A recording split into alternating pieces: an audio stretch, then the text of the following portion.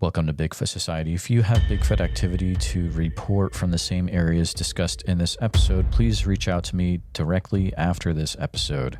And if you'd like to be on the podcast to discuss a personal Bigfoot encounter, please reach out to me directly at bigfootsociety@gmail.com. Do you wish there was more Bigfoot Society to listen to every week? Well, there is now. If you become a supporting member over at Patreon, you get a special members-only episode every single week on Wednesdays, and sometimes even more episodes. Head on over to patreon.com/the Bigfoot Society. And now let's get on with the show. All right, Bigfoot Society, we've got the privilege of talking to Steven today. Steven's a listener that reached out to me through voicemail, which you can find the link for that down in the show notes for the episode if you want to leave a voicemail as well, which is always fun to get. And he's wanting to share a few things that have happened over the years. So, Steven, welcome to the show. How are you doing, sir? Very good, Jeremiah. I appreciate you calling me.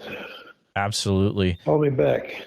You know, we were talking for a few minutes before this, and I mean, we are going back to the 70s, so there's a lot of things to share, and I want to make sure that you have the time to share it. So I'm going to go ahead and pass things right over to you.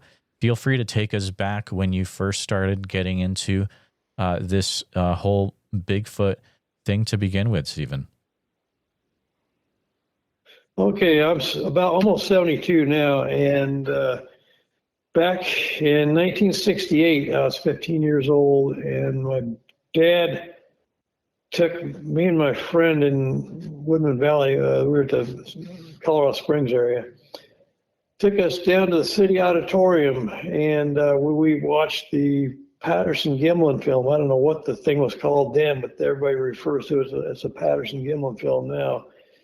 And that was in 68. I guess it was a year after the film came out. And man, to me, that was such a realistic film. I thought, man, there is no way this is fake. This is way too real to be faked. I don't think anybody could put it, acting and everything else that goes with this, just way too realistic. I totally believe this all the way, you know. So that was my first,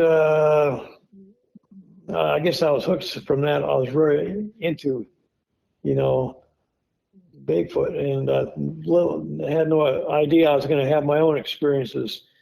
And 4 years later, in 1972, as far as I can figure, I was just out of high school.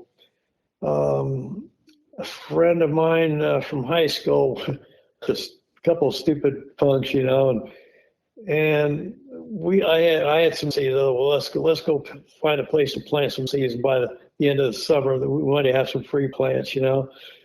So we went to the back of the valley I lived in, Woodman Valley, it's at the foothills of Colorado Springs. It's right just south of the Air Force Academy property, and there's a convent up there. That was the only thing up there. They got a bunch of houses up there now, but back then the convent was the only thing up at the very back of the foothills there. So I parked this car on a dirt road just up from the convent, and we walked up a creek bed, and we were just scouting out the place for a nice damp place where we might throw a few seeds down, you know, and we didn't get in there more than 1 or 2 minutes, and there was a muddy area next to the creek bed, and we only made it up about 50 or 100 feet, and lo and behold, we both saw them about the same time. I counted them, and I still remember the number. I counted 10 Bigfoot tracks, and man, we were checking these Bigfoot tracks out. We couldn't believe it, you know, and I put my foot down there, bigger than my foot, but easily. And I don't remember exactly how more longer they were, or exactly how wider they were, but they were bigger than my foot. I have a size 12 foot. They were bigger than my feet were, and they're bare feet. They're 10 toes, bare feet, and way bigger than my feet were. And we weren't there for just look at the footprints mainly for the first 3 or 4 minutes, and we were talking, and I guess something up the foothills just above us, about 300 or 400 feet into the woods, the tree line area, I guess, probably heard us talking, and it let out this thing, let out the loudest high-pitched shriek. That's the only way I can describe it. That was the words I put together back then. I thought, God, how can I describe this shriek to people, or this noise to people? What's the words that fit it the best? And the best word-wise I could come up with was high-pitched shriek. And it lasted probably 4 or 5 seconds, and super loud. And to me, it sounded very threatening, and I told James, I said, that is what just made these tracks. That was Bigfoot we just heard. And he said, yeah, something like, yeah. And I believe we were made prompt exit out of there. It was pretty bizarre. And I never heard anything like that in my life, ever. And it was super loud, and I can't even duplicate it. It was called, I just termed it as a high-pitched shriek. It lasted about 4 or 5 seconds. And it sounded like it was mad for us being in his neighborhood, like, get out of here, get out of my neighborhood. And so we got in his car and left, and we never went back up there again. In 1987, I moved out to Missouri then. In 83, I moved out to Missouri. And in 87, I met a girl. Her name was Kathy. We were on my motorcycle. We were cruising around the winery country.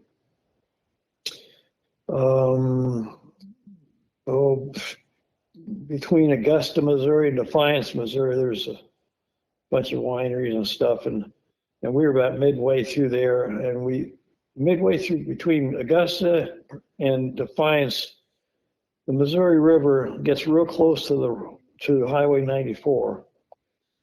And I thought, well, let's get off. Let's just park the motorcycle on the shoulder. I told her, all we got to do is walk over this levee. And then the Missouri River is right there. And okay, let's walk. So we parked the bike and walked over the levee. And we were down there probably 10 minutes. After a while, I got separated from her by 10 or 20 feet, and she says, all of a sudden she says, Bigfoot tracks. And I say, yeah, right. Because I was a believer, but I thought that the odds of actually seeing any Bigfoot tracks are probably slim. So I said, yeah, right. She said, no, come here, look.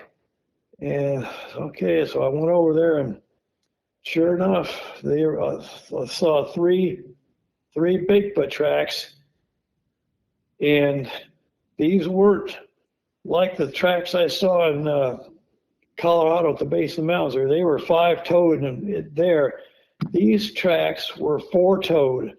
They had 3 small toes, and a big toe jutted out to, I'd say, about a 70-degree angle to the left. Well, I remember looking distinctly at the right foot. I remember 3 tracks. I can't remember if they were lefts and rights, but I do remember that there were 3 of them. And I do remember distinctly the right foot. I was looking at and analyzing it. Man, I got to analyze these things as best I can so I can describe them. So we didn't have a camera or anything like that with this. Back in 87, had nothing to take pictures of it. God, the best I can do is just scrutinize these things the best I can so I can describe them the best I can. And I put my foot down next to the right foot, and I had a size 12 motorcycle boot on, and it was like 2 inches longer than my boot and around 2 inches wider than my boot. And there was 4 toes. They had 3 small toes, and like I said, and the big toe jutted off to the side, almost a 90-degree angle. I'd say about a 70-degree angle to the side. I think chimpanzees and apes' feet are similar to that, aren't they?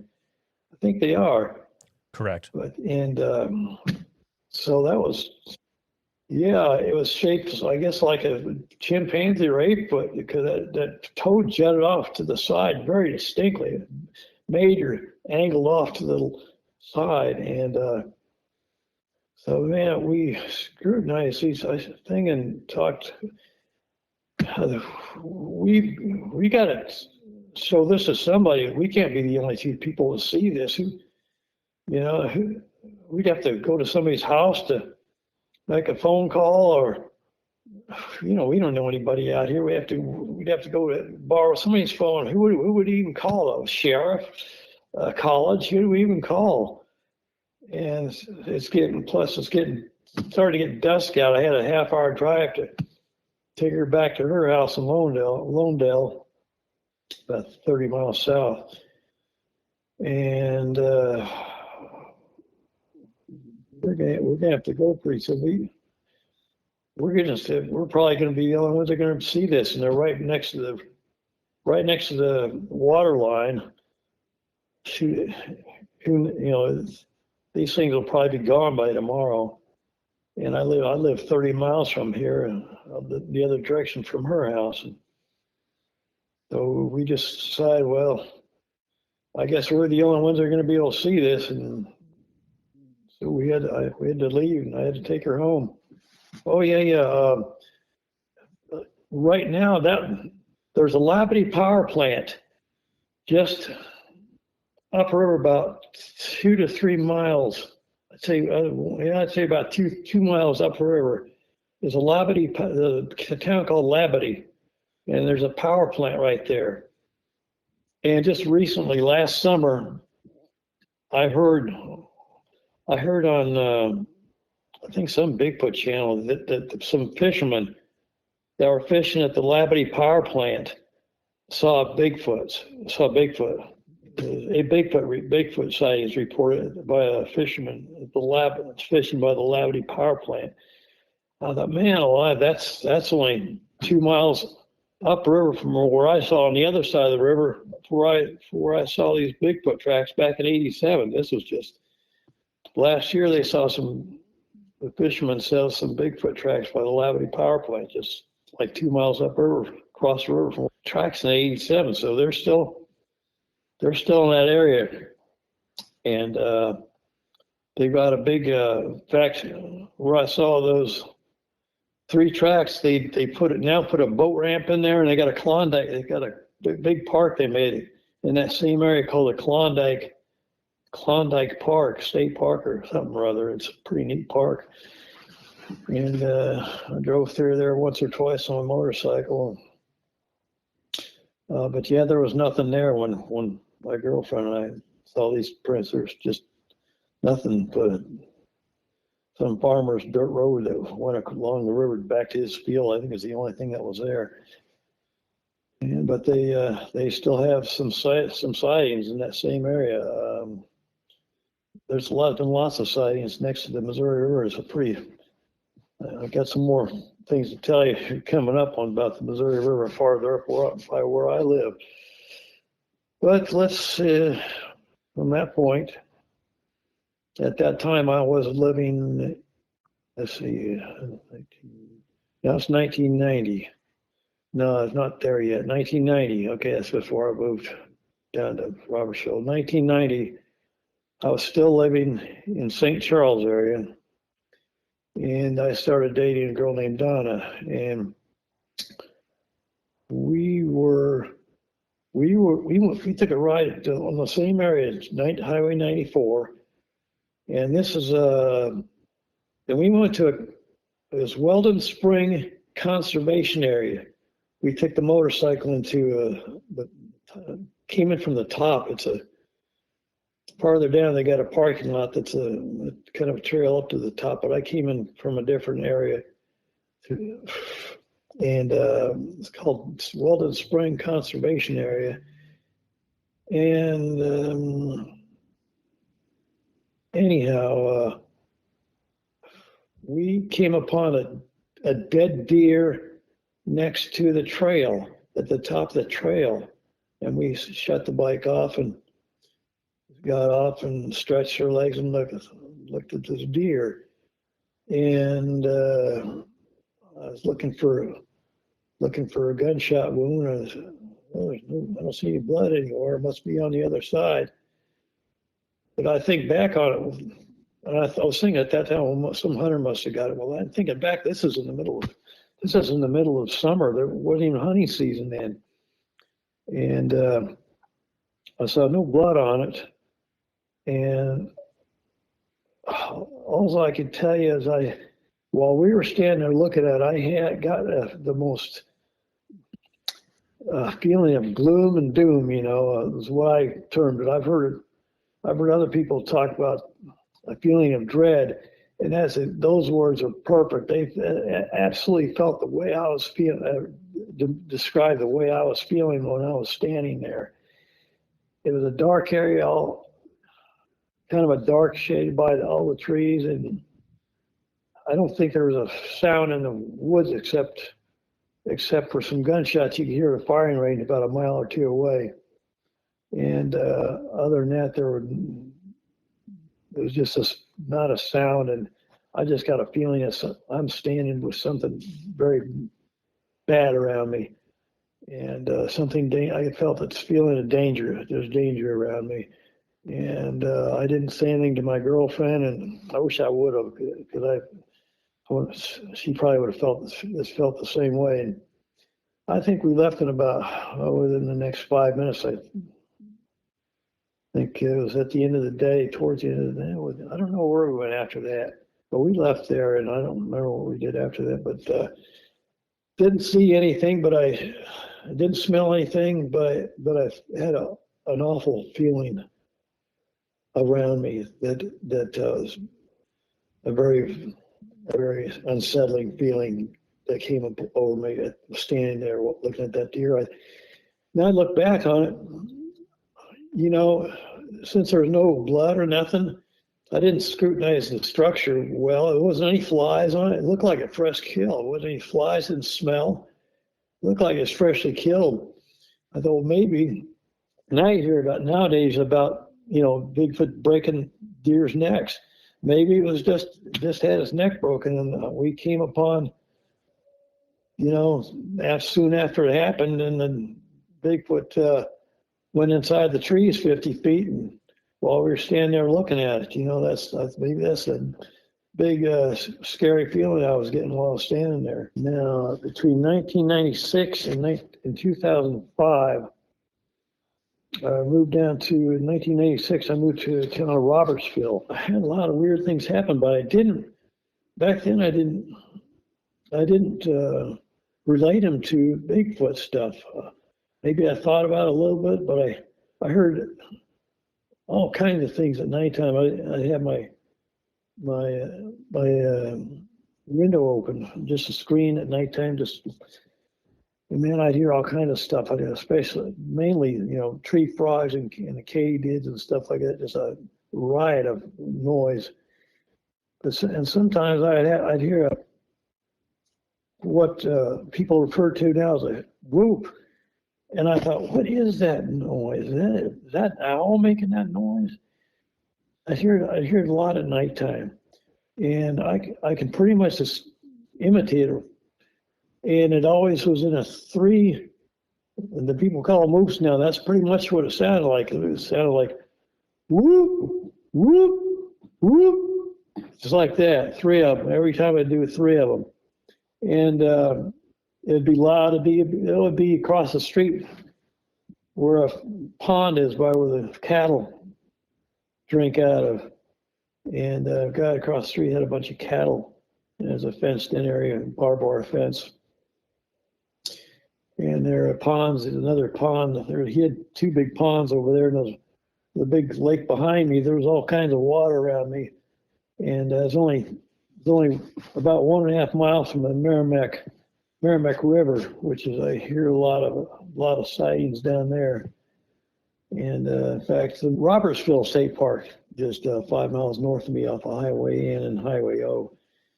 And also recently, last year, I had one sighting down in Lawndale, on the other side, 3 miles south of me, where I lived there. So I was smack dab between sightings they saw 5 miles north of me by people and 3 miles south of me in Londale, where she lived. And also, besides those whoops I'd hear at night, during the day, I'd be out in my yard and I hear a big whack on the tree, or sound like somebody just hit a tree once. I don't know if it was an axe or what they were doing. I thought, that doesn't make much sense. What's you would think if somebody's working on something in the woods or doing something, they'd hit it more than one time. What sense is somebody just whacking something once? You'd think, I've never heard somebody just when they're working in a yard, whatever, just hear one whack, and that's it. And I thought that's odd. Who the heck would hit something once and that's it? I heard that like 3 or 4 different times, three different occasions. And I thought it was strange, but I never really dwelled on it. And until recently, on some of the Bigfoot networks like yours, I hear people talking about, the tree knocks and stuff like that. I thought, well, that's probably what I was hearing back then. I didn't even think about that had anything to do with Bigfoot. There's not even a house in that area. This is just woods out there. But some of us were walking through the woods and doing something in the woods. I don't know, where just they hit something once. And I thought it was just somebody doing that, and didn't even relate it to Bigfoot back then. But I think about it, after just in the last few years, well, that's what I was hearing in the woods, and thought it was somebody doing who knows what, just hitting something once. That's probably a tree knock, a Bigfoot tree knock. Sometimes there'd be a ton of coyotes out there making a big ruckus, and I do believe I'd hear some of those whoops about the same time, and I hear a bunch of coyotes just creating, God, it sounded like 5 or 10 of them, sounded like someone might have been in a fight or something. But a huge coyote ruckus out there, out in the same woods. I never saw them in the daytime, but I hear them at nighttime. And I heard a big old, bunch of coyote, big ruckus at nighttime several times in the woods just north of me. After that, I moved back briefly in 2005 to 2011 to take care of my parents. They're getting old. I had to go back, help take care of them. And in 2011, I came back. I was there 6 years. 2005 to 2011, 6 years. Had no Bigfoot experiences. I did go take my dad dropped me off with my bicycle and went down the trail out of the mountains down to the river and stuff, and had no experiences then. And moved back to Missouri in 2011. Moved to Herman, very nice town. I lived there for 11 years until 2022. Had no experiences in Herman, so I was surprised about that. I had woods behind me, but the Missouri River's over the top of the hill and down about a mile north of me. So I think any kind of activity might have been something down there, but they didn't really make it across the other side. Right now, I live right next to a busy Highway 100 there. So no experiences there, and I moved to Marthasville, where I live now. And in 2023, I thought, well, there was a Katy Trail real close to me. And 3 miles up the trail, they got a place where you can rent electric bikes. I thought, man, that'd be cool. Let me go rent an electric bike, and I can go up and down the Katy Trail. I've never been on the Katy Trail. So I rent an electric bike and came down to, went back about 3 miles to Marthasville, close to where I live, and then turned around and went back past the past the electric bike rental. I was in a little town called Piers. Piers is where I rented the bike. And then went westbound, I'd say another 5 to 7 miles. You get to a town called Treelore, then 3 miles west of Treelore up, you come to right where the Missouri River comes super close to Highway 94 is right there where the Katy Trail crosses Highway 94.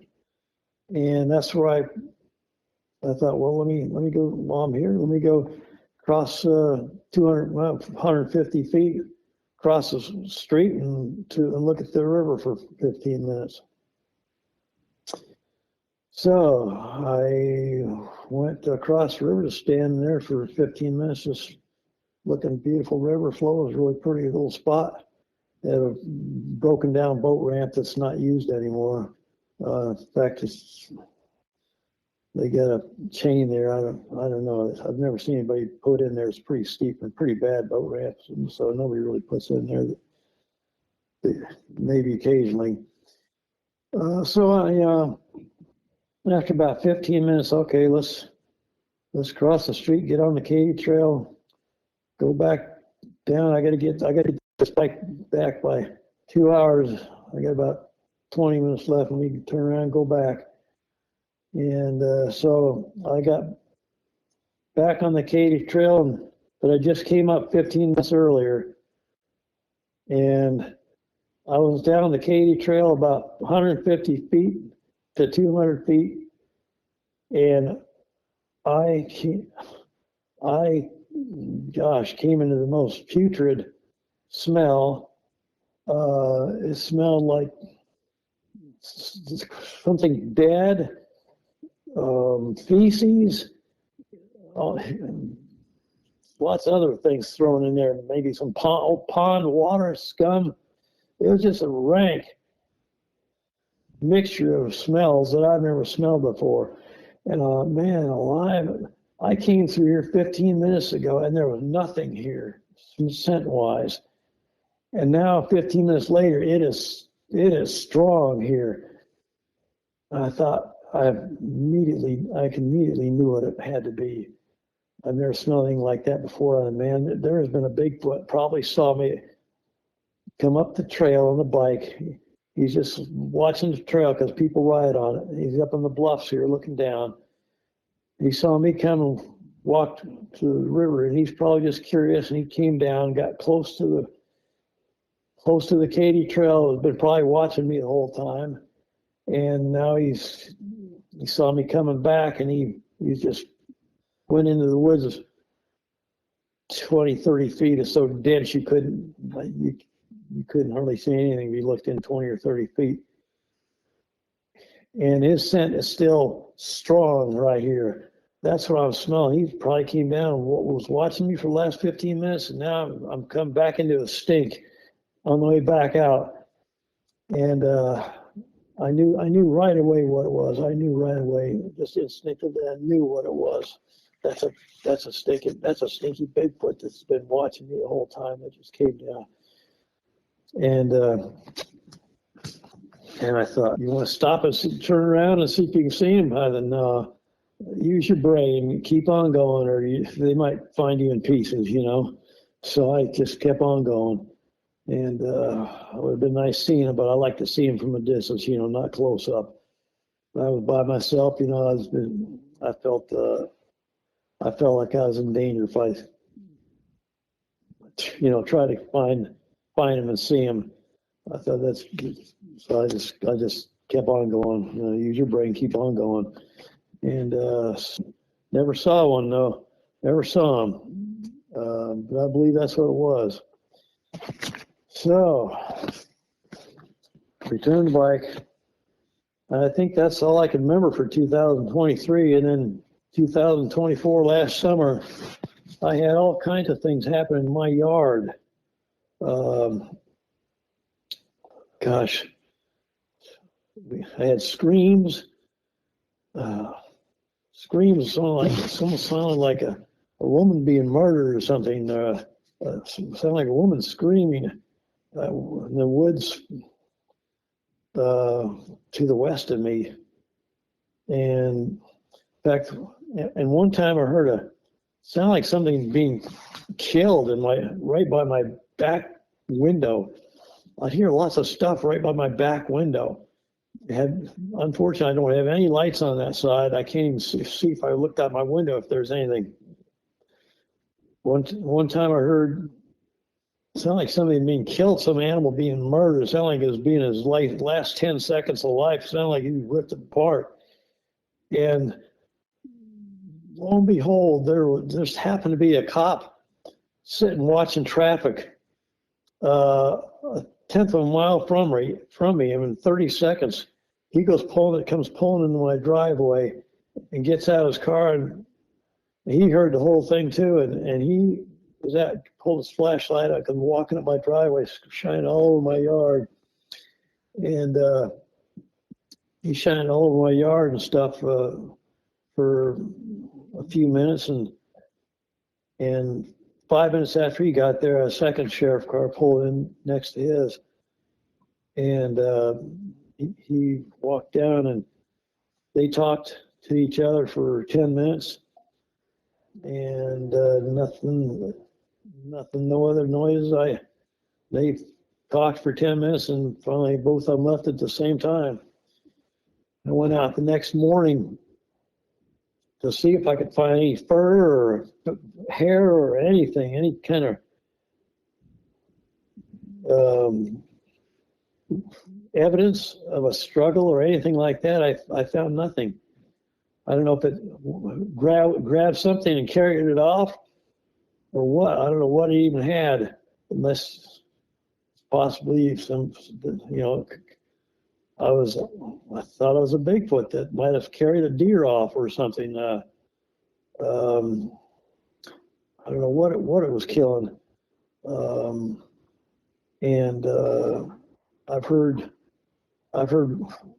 a whistle once, and it was, it sounded perfectly like a bird whistle, but it happened like 4 a.m. and I thought, man, birds don't whistle until the sun starts coming up. This is like 2 hours before the sun starts coming up, and it sounds just like this. It's 3 times this way. This one too. It's not, besides the whoops I used to hear 3, I heard the whistle 3.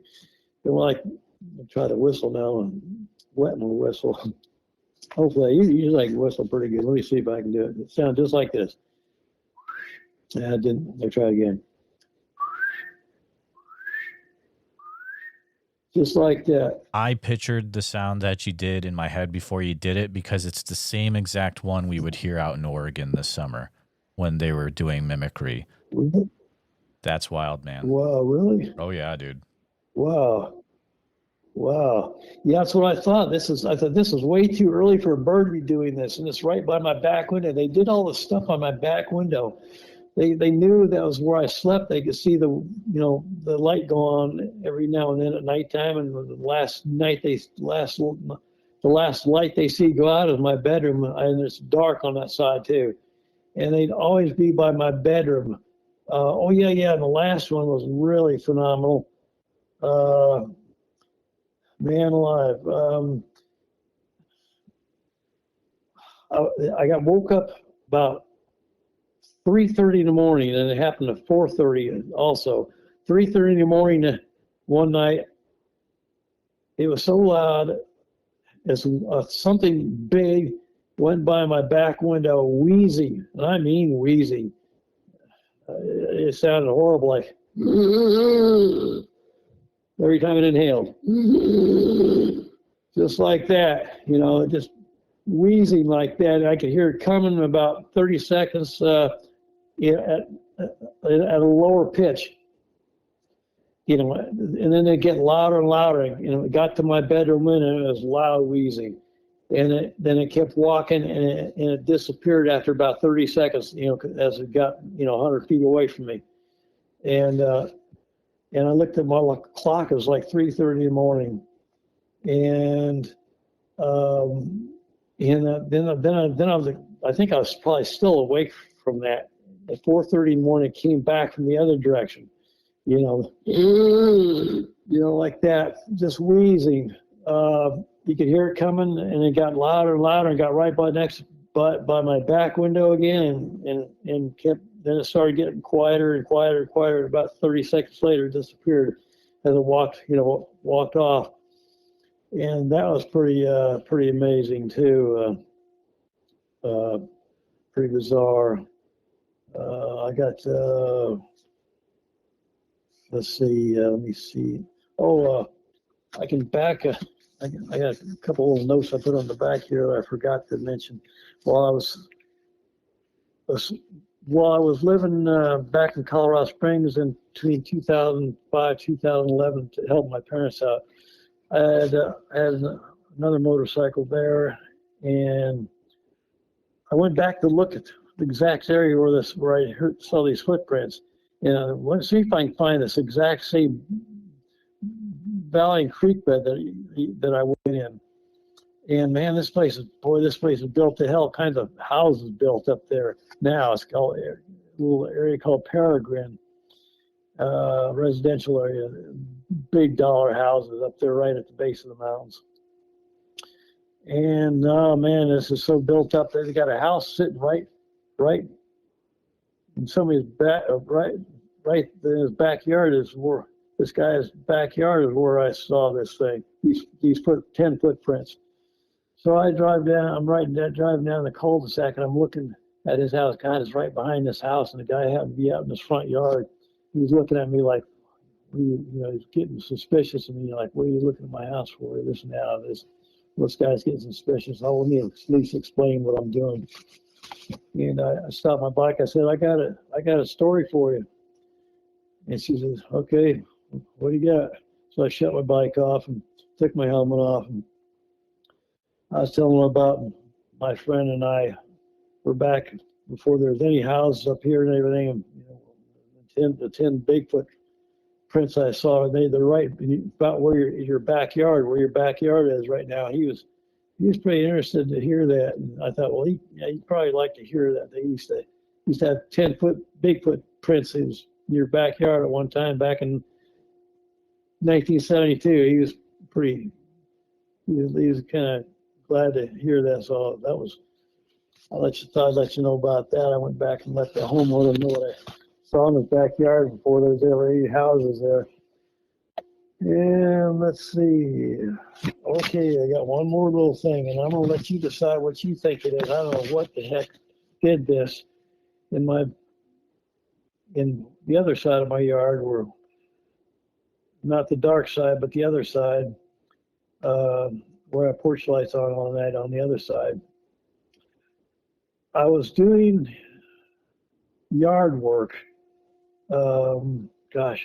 for about 2 or 3 hours, and I get into the yard work and pulling weeds and gather up sticks, take the sticks to the burn pile, this and that. And I get so wound up with what I'm doing, and I forget to even get a drink of water. And I was sweating. I was just like out there 2 or 3 hours, and I was so thirsty. I had like a couple of sticks I brought back in. And I went to one area that I hadn't been at the whole time, and I was so thirsty and couldn't wait to get a drink of water and get in the shower and I was worried I had chiggers and poison ivy stuff on me and everything else.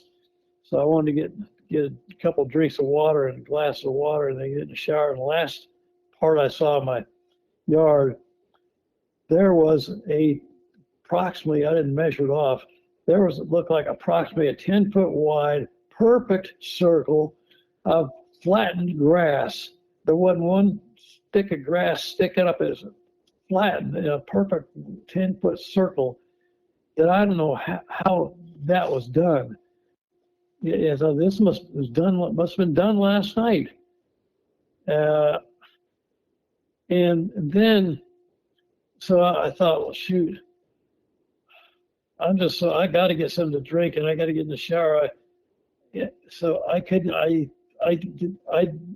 was so dead tired. I wasn't thinking, well, I could have taken a picture of it. You idiot. Why didn't you take a picture of that? I remember I was so dead tired. I had to get a drink of water. I had to get in the shower. And by the time I got out of the shower, all I could do was lay in my recliner, all day for the rest of the day. I was totally worn out. I let a picture taken slip my mind, and the next morning I woke up. I was, oh shit, let me go out and see if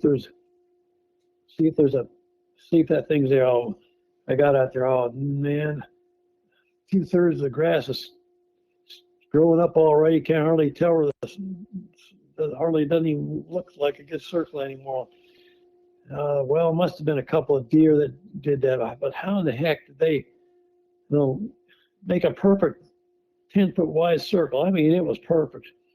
There's no way a couple of deer haphazardly could make a 10-foot wide circle laying there at nighttime, And just happens a month or two ago, I heard on somebody's channel, on one of the Bigfoot channels, might even been yours, I don't know. Some guy said that he found a perfect circle in his grass. You're kidding me. That's exactly what I saw several months ago, the end of last summer. He saw one too like that. I wonder if he was having Bigfoot problems or some kind of Bigfoot experiences. He said he saw that. You gotta be kidding me. That's exactly what I found in my yard. And so that is strange. I don't know if you can give me any ideas what you think it was, unless I had a little mini UFO laying in my backyard overnight with a 10-foot base. I had no idea how that got there. That's very strange how that got there. It's very strange that somebody gave the same description of what they found in their yard as having Bigfoot problems. Had the same talked about.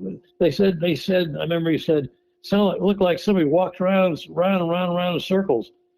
Well, mine was perfect circle, but the whole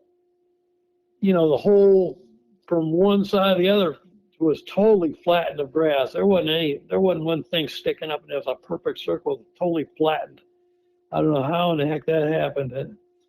And your idea is as good as mine. I don't know what the heck it could have been.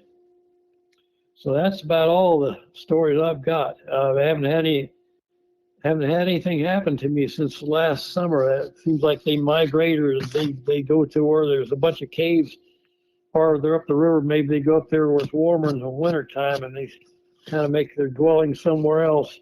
I hear there's a lot of caves up that I missed finding. I hear there's some caves between Marthasville and Pierce, where I rented that bike off the Katy Trail. They said you have to take some small trail off the Katy Trail to go find the caves. I'll have to go do that sometime. I never got up there again. I'll have to rent a bike again and see what they got up there. That's all of my experiences from start to finish. And Wow. Like I say, that they haven't had anything. I haven't experienced anything since the end of summer. Nothing since then. Okay. I gotta get some lights put up in my backyard. Yeah, Stephen, you've Gotta had get some lights put up in my backyard is what I should do. Absolutely. You've had some really interesting things happen over the years. That 10-foot circle is extremely interesting. Yeah, I know it. Especially with another guy that reported the exact same thing several months after I saw it. I think he reported like 2 months ago. I saw this thing in the end of summer, and he reported about 3 or 4 months after I saw my circle. I don't remember what state. I wish I would have wrote that down. What title of site he was on. But yeah, somebody else reported the same thing. Maybe some of your friends have heard. Might have been on one of your friends' channels. I don't know what channel I heard it on. Wish I would have wrote it down. I'm trying to think. The circle thing was the last. I'm trying to think of a logical explanation for that, and to be honest, one is escaping me. And if people can think of something, feel free to share it in the comments. But there's not one really coming to mind right away. What would cause a 10-foot, sounds like a 10-foot diameter, or is it, would you say 10 foot across the circle? I'm joking a little bit, but who knows? It could have been some kind of UFO with a 10-foot base on it landed in my yard that night. Who knows what? This not much more far fetched than Bigfoots nowadays. People, but maybe something weird like that happened too. I don't know how you explain. There was nothing else but a 10-foot flattened circle, perfect circle. Not one stick of grass was sticking up. It was flat as could be. For a perfect 10-foot circle, and I don't know what caused that. Beyond me, who knows? We're being vague about the town that took place in, correct? This is Marthasville. Oh, Marthasville. Okay. Marthasville, okay. Missouri. Okay, gotcha. 1 mile as a crow flies from my house is where the Missouri River is. 1 mile across 47 through the farmers' fields is where it comes to Shrek Creek, and then there's some more farmers' fields, then there's the Missouri River. Absolutely. And I was thinking, Shrek Creek be a good place for Bigfoots to go fishing, because that's water that's backed up from the Missouri River. That big catfish and everything will swim right out of the Missouri River and up the Shrek Creek, and then it's only like 3 or 4 foot deep. They're probably very visible. They'd be good fishing grounds. I bet there's good fishing grounds for if Bigfoot wanted to try to fish in the Shrek Creek, which they probably have found. It might be a good place to spot them. They might have been one of the places why they hang around my area, because there's Shrek Creek is right there, backed up from the Missouri River. It's probably good fishing for them. Oh yeah, absolutely. You want to definitely make sure there's a good food source around where you're having the sightings, and that helps verify it, because they do need a lot of food in their areas for sure. The areas that you've been talking about in Missouri do those areas, do you find that Bigfoot is talked about in those areas, or are there a lot of other things that happen? I think people are just tight-lipped about that, including myself.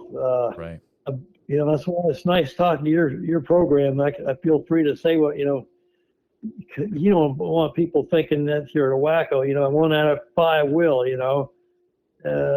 so I don't, tell people around this town I don't think I've told anybody in this town what I experienced. Oh yeah, I did forget something. Okay.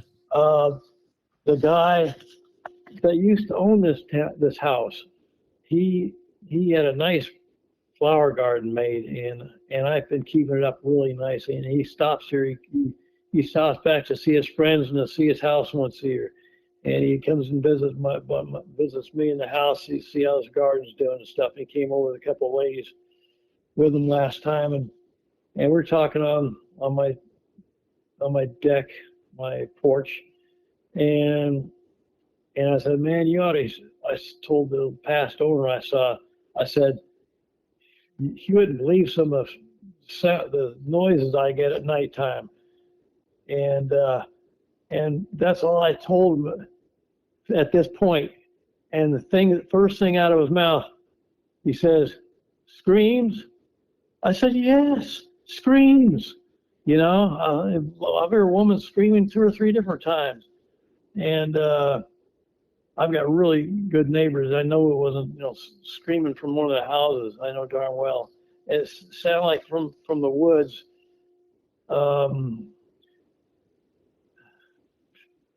So yeah, I said, yeah, screams. But like I say, he must have. He said, he said, it's just those are probably just foxes. Man, I said what I heard weren't foxes. These were powerful screams with hundreds of feet in the woods away from me, strong as heck through my house. I got a good, well-made house. I could hear these screams very well through my walls, man, a few hundred feet away. They're way more powerful than some kind of a fox would have. I never heard a fox scream in my life. I don't know what they sound like, but these weren't a little teeny fox making these noises I heard. So that's the last little information I forgot to tell you about what the owner of this house, he used to hear screams too, but he was thought they were foxes. So that's that. That's really interesting. An interesting experiment might be if you go on YouTube and just search for like fox screams and just listen to a few recorded. And I'm guessing what you'll hear doesn't even come close to what you're hearing behind your house.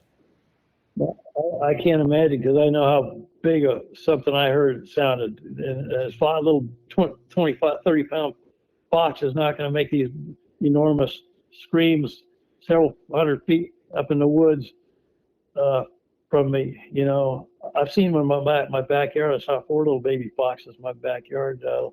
They're running around having a good time. Never saw the mommy around anywhere, but there are 4 of them together. I got pictures of them, and I never heard one of them make a noise though. But, you know, there's so much Bigfoot activity down there in Missouri, and not just on, you know, my channel, but also another great channel is Miguel at Sasquatch Theory. He's pretty much the go-to for Missouri Bigfoot things going on. And do you have any thoughts, Stephen, as to why there's so much Bigfoot activity, specifically down in southern Missouri?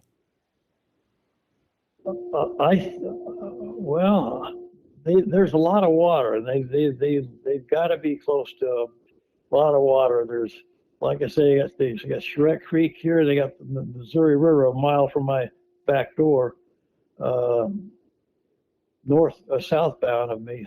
The Missouri River is just a mile as the crow flies, 1 mile south of me.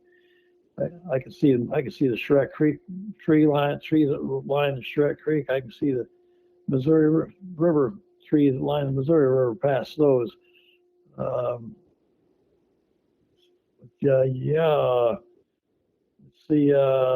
Plus sometimes the farmers have corn growing all over the place. They have soybeans growing all over the place in the summertime.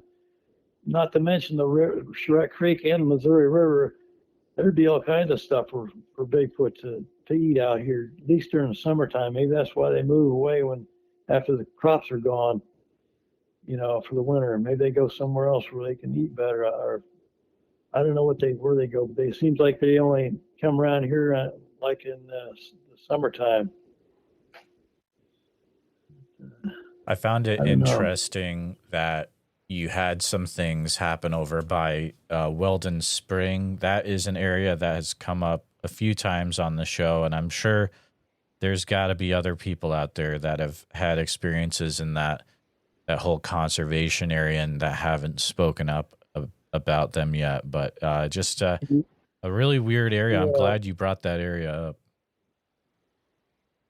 Yeah, there's a parking lot. Every time that's kind of out of my way where I live now. But when I used to drive my motorcycle from St. Charles down to the wineries, I'd go past that parking lot all the time. There'd be a lot of cars down there parked, you know, walking up that trail. And I think on the other side of the street is real close to the Missouri River. I think there might even be a trail that walks down to the Missouri River too. But the Weldon Springs, not Springs, but Weldon Spring Conservation Area. I looked on my map so I could be specific where it was. My map shows two areas of Weldon Spring Conservation Area. One's on the north side of Highway D, one's on the south side of Highway D. I was in the one on the south side of Highway D. That's where the parking lot comes from. comes from the bottom, but I came in from the top. I came in, took my motorcycle past the high school. It's up there, and a little trail, and I ended up at the top of that trail. It comes from Weldon Spring Conservation Area. I ended up in their property. Yeah, deep in their property. According to my map, that's exactly where I was. I was deep in the middle of that conservation area where I saw that dead deer, and had those bad feelings come over me while I was there. I should have told my girlfriend what I was feeling and see if she felt the same way. I bet she was too. Yeah, I guess that would have been extremely interesting. Yeah. I just want to say thank you for sharing what you've experienced over the years, Stephen. I know you had said before we started that this is one of the first times that you've really shared some of these events, correct? This is the first time I shared all of my events. I shared very few with anybody except for my brother and maybe a couple of girls I knew from some wineries or something that, that I just kind of, you say a lot of things to strangers sometimes that you're just shooting the breeze with, And in fact, I go to these like Montel Winery a lot, and that is just that's a hop, skip, and a jump from the Bigfoot tracks I saw at Missouri River and Klondike Park. Man, and I figured they must have a lot of trash they throw out from the winery. I bet this would be a prime place for a trash diver like a Bigfoot, to come up and try to get in their trash things. I talk to the management up there sometimes. If they have any weird things about big things getting in their trash at night, and if they possibly might have seen something like that, But that'd be a perfect dining place for a Bigfoot at nighttime and getting in their trash dumpsters, I bet. Leftover pizza and things like that, Yeah, that's a good idea. I mean, that's kind of a good lead there. It'd be interesting if you're able to contact if you find anything. But Stephen, do you feel it's important to actually get your experiences out there to share with a larger audience? Yeah, I just, I'm glad I got this out to a whole lot of people because it's something I don't want to die with. I want people to know this stuff, I'm 72 years old. I don't have a lot of years left. I want people to hear all these stories that I've had happen to me by Bigfoot's experiences in my life before I am not able to tell anybody. I don't want to die with all these neat stories that I've had in my life of Bigfoot without somebody, people hearing about them first. I feel it's finally good to get it all out and say all the secrets I've been keeping in that I haven't told, and this, like I said, I don't think my brother's even heard about all these. So my brother, luckily, he's a good brother. He believes me, and he knows I don't lie, and so that's about all. He's been mainly one of the few I've told most of this stuff to. There might be a couple things on here I left out, but I can't remember. I don't know. That's about it. But yeah, I'm glad to let people know that if they aren't for sure already from all the evidence and videos and pictures and everything else about Bigfoot. Here's some more examples of somebody that's had experiences. Unfortunately, I had no visual sightings yet, but I've had close to them, and close to them and no visuals yet. But I know they're out there, and I've been close to them before. Absolutely. Yeah. Stephen, I'm just thank you for trusting me and my show to be able to get your accounts out there to people that are listening.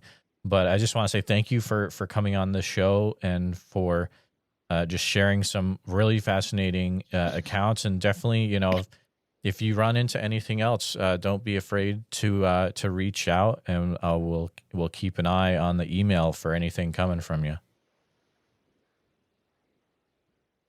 Yeah, it's been my pleasure, Jeremiah. I really enjoyed doing it. My pleasure talking to you. Just want to take a few minutes to say thank you to you, all my listeners, for listening to the podcast. Please take a minute to help out the show by subscribing on YouTube, making sure you hit the bell so you don't miss any notifications, and share the episode on YouTube with a friend.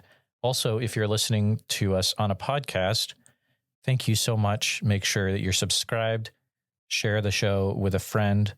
Really, it's all about sharing the show wherever you can. If you've had a Bigfoot encounter related to the following or know someone who has, please reach out to me at bigfootsociety@gmail.com or pass on my email. Here's a list: the Subtle Lake area of Oregon, Rainbow, Oregon, McKenzie Bridge area, Sweet Home, pretty much that entire area, the north part, if you get what I mean.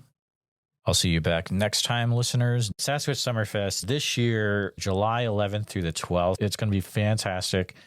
July 11th through 12th in Green Waters Park in Oak Ridge, Oregon. And listeners, if you're going to go, you can get a 2-day ticket for the cost of one if you use the code BFS,